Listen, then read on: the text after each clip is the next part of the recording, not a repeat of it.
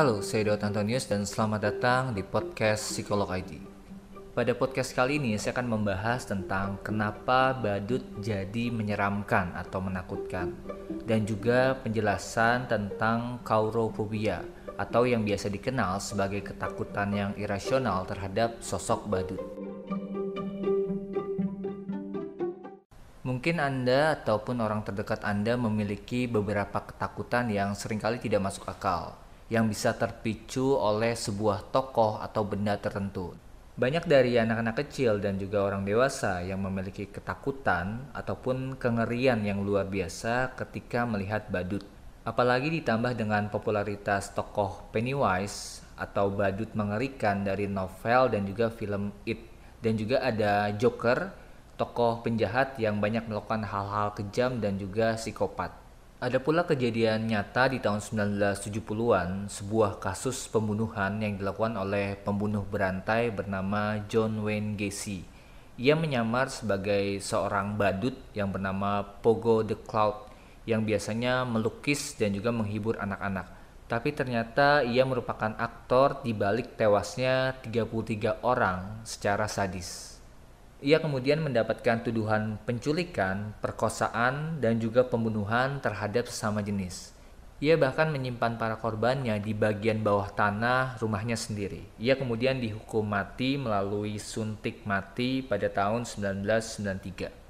Kata badut atau clown sendiri muncul sekitar abad ke-16 dan digunakan oleh seorang penulis yaitu William Shakespeare untuk menggambarkan beberapa tokoh bodoh dan konyol dalam sandiwara teater.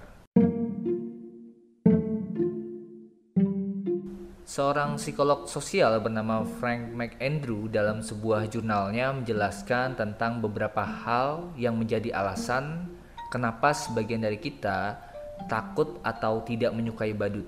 Bahkan ia juga menyampaikan sebuah penelitian di Inggris yang menunjukkan bahwa hanya sedikit anak-anak yang sebenarnya menyukai badut. Penelitian yang sama juga menyatakan bahwa ketika kita menaruh foto atau patung badut di rumah sakit anak justru tidak membawa hasil yang baik terhadap kesembuhan anak tersebut. Makanya tidak heran bahwa banyak orang yang tidak menyukai badut Ronald McDonald sebagai maskot, atau jika di Indonesia banyak anak kecil yang sebenarnya takut ketika melihat ondel-ondel. Penelitian berikutnya dilakukan dengan melibatkan 1.341 relawan berusia antara 18 sampai 70 tahun. Hasilnya mengungkapkan bahwa kita cenderung merasa takut atau ngeri terhadap hal yang terlalu ambigu. Maksudnya di sini adalah situasi atau tokoh yang membuat kita kebingungan dan tidak tahu bagaimana harus bereaksi. Peneliti lain bernama Remy Nader, seorang psikolog asal Kanada yang meneliti juga tentang fobia terhadap badut, menyatakan bahwa rasa takut yang tidak rasional terhadap sosok badut disebabkan oleh riasan wajah dan pakaian yang tidak wajar yang dikenakan untuk menyembunyikan jati diri dan juga perasaan orang di balik tokoh tersebut.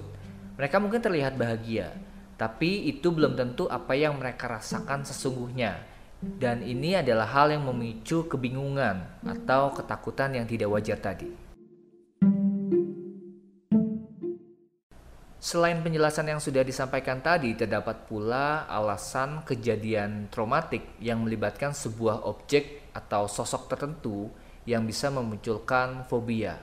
Kejadian traumatik tersebut dapat menyebabkan trauma psikologis atau tersimpannya sebuah memori bawah sadar yang tidak kita sadari dan kemudian bisa muncul dalam bentuk ketakutan yang berlebihan atau irasional. Hal ini bisa saja disebabkan oleh pengalaman buruk yang melibatkan badut atau malah anak kecil yang dalam tahap perkembangannya sering ditakut-takuti oleh badut atau sosok ondel-ondel tadi. Akhirnya terdapat belief system atau kepercayaan atau keyakinan yang menyatakan bahwa sosok tersebut itu jahat, buruk, ataupun menakutkan. Lalu kemudian bagaimana cara agar kita bisa terlepas dari fobia terhadap badut ini? Ada beberapa cara yang akan saya jelaskan dan mungkin bisa Anda praktekkan sendiri. Tapi saran saya alangkah lebih efektif dan tepat apabila Anda mengkonsultasikannya dan juga menerapkan teknik terapi ini dengan para profesional. orang-orang yang tersertifikasi, entah itu konselor, bisa juga psikolog ataupun psikiater.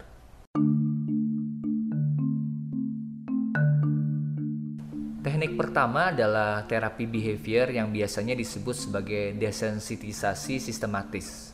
Secara sederhana, teknik ini dilakukan dengan cara memunculkan objek ataupun stimulus yang bisa memunculkan kecemasan, tapi dalam kondisi yang lebih rileks, dan juga memunculkannya dengan perlahan. Contohnya misalnya ketika Anda takut badut, pertama adalah yang dilakukan adalah membicarakan badut terlebih dahulu, tapi belum melihat ataupun bertemu dengan badutnya. Nah, setelah kita sudah bisa membicarakan dengan baik, kita perlahan-lahan mulai melihat gambarnya dari kejauhan. Ya. Dan kemudian setelah sudah bisa, gambar tersebut didekatkan perlahan-lahan. Nah, ketika muncul kecemasan, ini direlaksasikan atau dirasionalkan kembali. Makanya perlu bimbingan profesional. Dan kemudian gambarnya akan dibuat semakin dekat sehingga seorang yang punya ketakutan terhadap badut langsung bertemu dengan gambarnya terlebih dahulu, gambar badut. Nah, setelah sudah kembali netral atau tidak ada kecemasan dari stimulus gambar tersebut, perlahan-lahan mulai melihat sosok badut aslinya ataupun patung terlebih dahulu. Jadi biasanya subjeknya dari hal yang paling kecil, dari kejauhan. Tujuan dari teknik ini sebenarnya adalah membuat sebuah subjek ataupun stimulus tersebut menjadi netral ketika diperhadapkan perlahan-lahan oleh kita atau seorang yang memang mengalami fobia atau ketakutan. Jadi teknik ini termasuk dalam teknik modifikasi perilaku. Teknik kedua adalah teknik yang mengkombinasikan antara afirmasi, visualisasi, dan juga repetisi. Teknik ini bisa kita lakukan dengan cara membuat sebuah skrip atau afirmasi yang menyatakan bahwa badut itu biasa saja. Badut itu sesuatu yang wajar. Saya berani melihat dan juga menghadapi badut. Nah, contoh skripnya seperti itu. Tapi bisa Anda sesuaikan dengan kebutuhan ataupun apa yang nyaman untuk Anda. Nah, kemudian yang dilakukan adalah pertama memposisikan diri untuk rileks, tenang. Anda bisa menutup mata Anda, kemudian tarik nafas.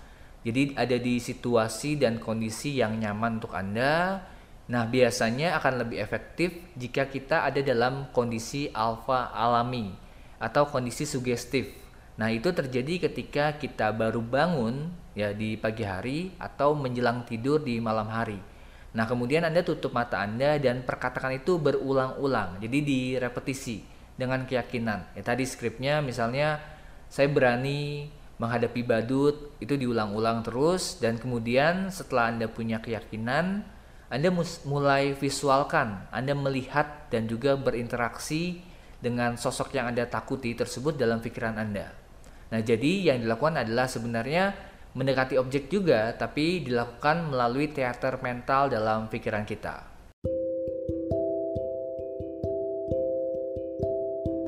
Teknik selanjutnya yang bisa Anda lakukan adalah melalui self-hypnosis dengan metode regresi atau kembali kepada peristiwa yang mungkin menyakitkan ataupun kurang menyenangkan. Tapi satu hal yang perlu saya tekankan adalah jika memang peristiwa tersebut terlalu menyakitkan, Anda perlu bimbingan dari orang lain untuk menjaga diri Anda. Biasanya langkah sederhananya sama seperti teknik sebelumnya, Anda harus ada di posisi yang tenang, rileks, dan juga nyaman. Kemudian Anda tarik nafas Anda, keluarkan pelan-pelan. Anda bisa mungkin sambil mendengarkan musik instrumen yang membuat Anda lebih tenang. Anda kemudian memvisualisasikan atau membayangkan kejadian pemicu di mana Anda mulai takut terhadap badut tadi atau objek tadi. Nah, kemudian di sana Anda mulai coba untuk menetralkan kejadian tersebut. Nah, jika memang dibimbing oleh orang lain, biasanya akan digali lebih jauh mengenai apa sih yang menyebabkan ketakutan tersebut, kenapa menjadi cemas pada momen tersebut, dan biasanya juga akan dikembalikan atau direedukasi mengenai bahwa badut itu ternyata tidak semenakutkan yang kita kira, bahwa objek tersebut sebenarnya biasa saja. Perlu kita ketahui sebagai tambahan adalah bahwa setiap perilaku dan di dalamnya termasuk ketakutan kita adalah bentukan dari pikiran bawah sadar yang dilakukan biasanya bertujuan untuk melindungi diri atau sebagai defense mechanism untuk meminimalisir hal buruk yang mungkin bisa terjadi ke depannya. Jadi ketakutan Anda terhadap sebuah objek termasuk badut di dalamnya sebenarnya sifatnya melindungi. Tapi yang jadi masalah kemudian adalah jika ketakutan ini bisa mengganggu aktivitas kita sehari-hari dan juga menghambat kehidupan. Nah, ketakutan tersebut perlu dilepaskan.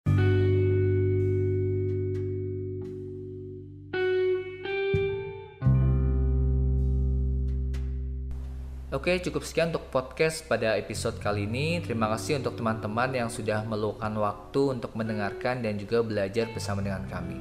Sampai bertemu lagi di podcast dan juga pembahasan berikutnya.